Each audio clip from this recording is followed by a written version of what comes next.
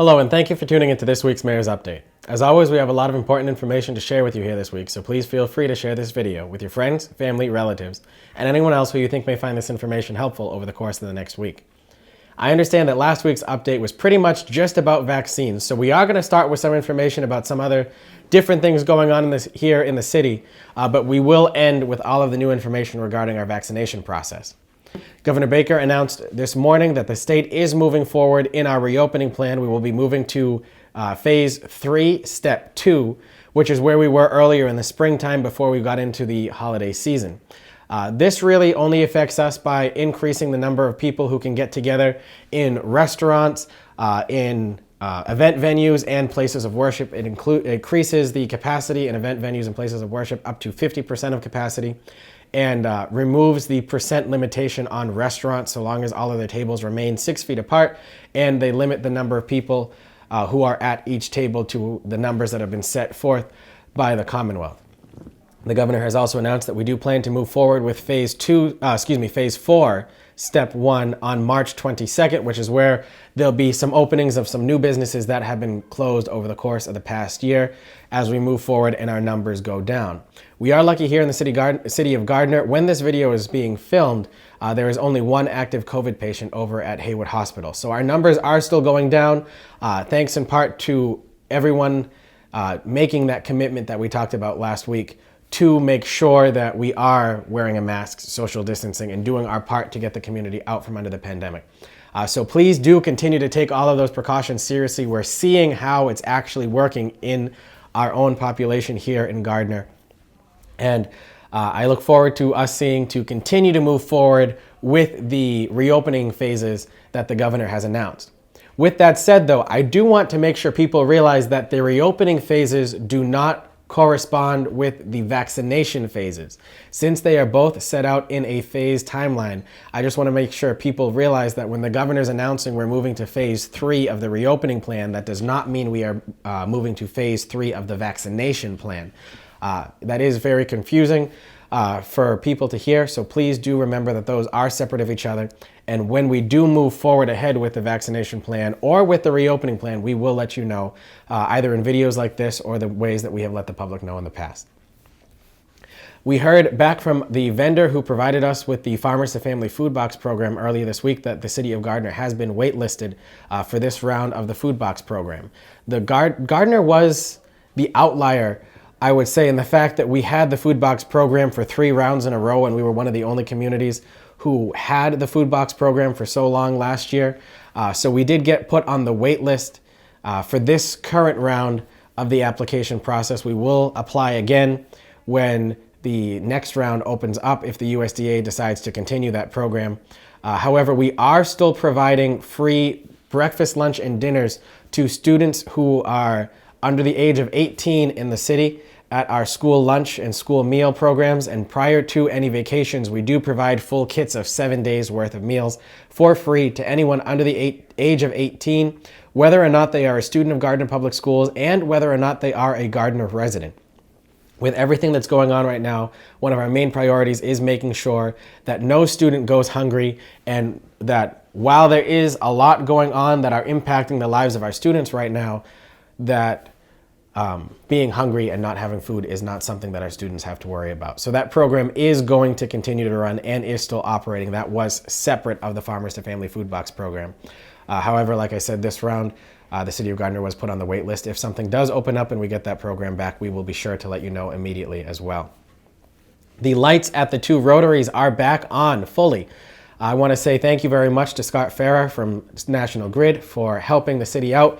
As many of you may know, for the past 2 years, the lights around both of our Route 2 rotaries had been out, as well as the lights going from Pearson Boulevard from the Route 2 rotary up until the Shell Station D'Angelo's intersection at Elm Street. Working with National Grid, it actually was a lot simpler a solution than they had expected. I asked if they could start by just trying to see what would happen if they changed the light bulbs in the light posts, and that ended up being the solution to fix the problem completely. It turns out that all of the light bulbs that had been in those structures had either burnt out or shattered due to vibrations from heavy trucks driving on the roads. They put new light bulbs in, and every light post is now back on. So I want to say thank you very much to all of the constituents who reached out to my office to see if we could relay that request to National Grid. And I want to say thank you very much to National Grid for heeding our request and then taking our suggestion to see if that fixed the problem and having that be all that was needed. So we're very happy to see that we can improve the safety at those two intersections by increasing the light that's in those areas. This past Wednesday, I gave a virtual tour of City Hall to the students of the Elm Street School City Council. If you are a family member of one of those Elm Street students in our 4th grade, they asked questions that I was very impressed with about how government works, what to expect here in the city, the vaccination process, how the pandemic is affecting our plans for the school system going forward. I was very impressed and very proud of our students for getting involved in a very different way than we've done in the past, with a virtual tour of the building and a virtual question and answer session with the mayor that they've been doing every year for the past 10 years.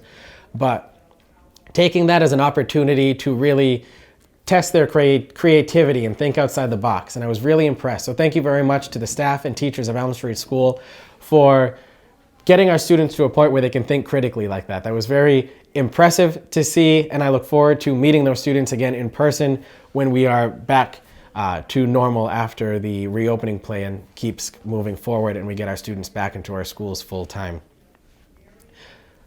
Onward to the vaccination process, we continue to hold very successful vaccination events over at the Polish American Citizens Club. Many of you may have seen on the news this past week that the Baker administration, along with the Department of Public Health, consolidated several different smaller clinics that were run by cities and towns. However, highlighted our clinic at the PACC as a high efficiency clinic and is letting it continue to operate. We are one of 11 clinics across the state that are not mass vaccination sites that got approval to continue operating statewide. And that to me speaks volumes of the amount of planning, of the amount of collaboration and communication that has gone forth between the actors involved in planning for these clinics, between my office, the Board of Health, the administration of Haywood Hospital, our volunteers, and the nursing students from Mount Wachusett Community College.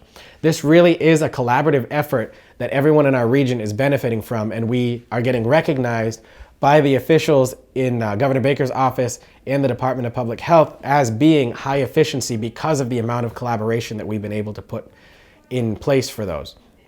In fact, not next week, but the week after, we will actually be increasing the number of days that we have at our clinic at the PACC to 3 days a week. So the clinic will be open every Tuesday, Wednesday, and Thursday, beginning the week of March 8th. How this is going to work is Tuesday and Wednesday will be reserved for new first shot appointments, and Thursday will be reserved for those who are now getting ready to receive their second shot of the vaccine. Everyone who we vaccinated beginning February 4th is now beginning to get to the spot where their second doses are now ready for them there. So we are adding that extra day to make sure that we aren't confusing first doses with second doses. If you received a Moderna shot for your first shot, you will receive a Moderna shot for your second dose. Same thing if you received Pfizer for your first dose, you will receive a Pfizer shot for your second dose. Your COVID-19 registration card that you received when you first showed up to the clinic is very important because you have to bring that with you to your second dose appointment to make sure that you get the correct vaccine for your second dose. So you will have to show that to the nursing staff at our clinic when you do go back for your second dose.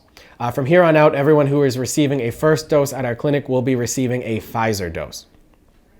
Again, appointments for these clinics will continue to be released every Friday at 10 and Monday at 10, both online on the city's website, www.gardner-ma.gov, and through our city's call center that can be reached by dialing 978-958-9057. Again, that is 978-958-9057. And the hours of our call center are Monday, Wednesday, and Friday from 10 a.m. to 2 p.m. I've directed our Department of Public Works to install around 20 signs in different areas around the city that has all of that information so that our residents driving by can see that. And my office is also working on a mass mailer that will be sent out to every house in the city of Gardner that has the instructions on how to register for a COVID-19 vaccination appointment. All of the wages for our staff at the call center, and the cost of that mailing are being paid for by the Federal Emergency Management Agency.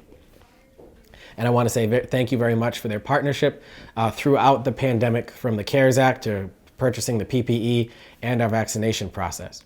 Haywood Hospital also partnered with us to do a clinic at the high-rise for all of the residents of the Gardner high-rise and the Gar West facility run and operated by the Gardner Housing Authority. So those residents have all been vaccinated for their first dose and will be going back for their second dose on March 17th at that location as well. We are also working with the health department, my office, and the fire department alongside Haywood Hospital to see if there is a plan that the city can soon launch to deliver the vaccine to those who are homebound and simply unable to get out of their home due to not being able to drive a vehicle and not having someone to take them to a location.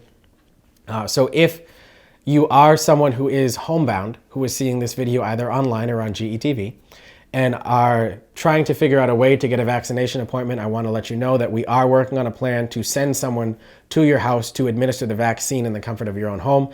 Just know that when that does happen, whoever administers the vaccine to you will have to sit with you for the 15-minute mandatory monitoring time. So we are working on that, and once the state approves our plan, we'll be able to make sure you know all of the details on how to sign up for that process if you wish to. The last thing I want to say before we close and have a somewhat of a brief announcement after this is I want to say thank you very much to the manufacturing students of Gardner High School. Some of you may remember that I mentioned in my State of the City address that for the first time, Gardner High School has a manufacturing trade called an innovative pathway for our students to enrich the regular curriculum that they're having at the high school and provide them with some real life experience. Our manufacturing students provided 45 of these, they're called ear savers, for the staff working at our COVID-19 clinic. I'm not sure if you can actually see that with the background behind me, so I'll use my paper here. It's actually something that you can wear on the back of your head so that the straps of your mask can actually hook on to the edges of this little device so that the nursing staff who are at our clinic all day from 8 a.m. to 5 p.m. Don't have to hurt their ears by continuing to wear a mask all day. I want to say thank you very much to our manufacturing teacher, Demetrius Tyros, all of the technology and manufacturing teachers at Gardner High School, and those students for being so thoughtful in partnering with us in a different way for the clinic. While they aren't medical people who are assisting in the actual vaccinations, they found a way to take what they're doing over at Gardner High School and still be just as much an important part of the clinic.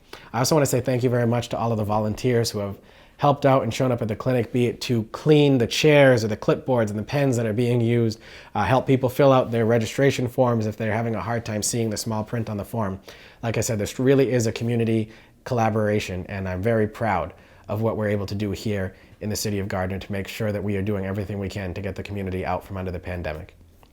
And that announcement that I said I was going to close today's video on is on Thursday of this coming week, Thursday, March 4th, Dr. Pellegrino and I will be formally releasing the school's budget for the fiscal year 2022 in a special announcement that you'll see on the school's social media platforms and website.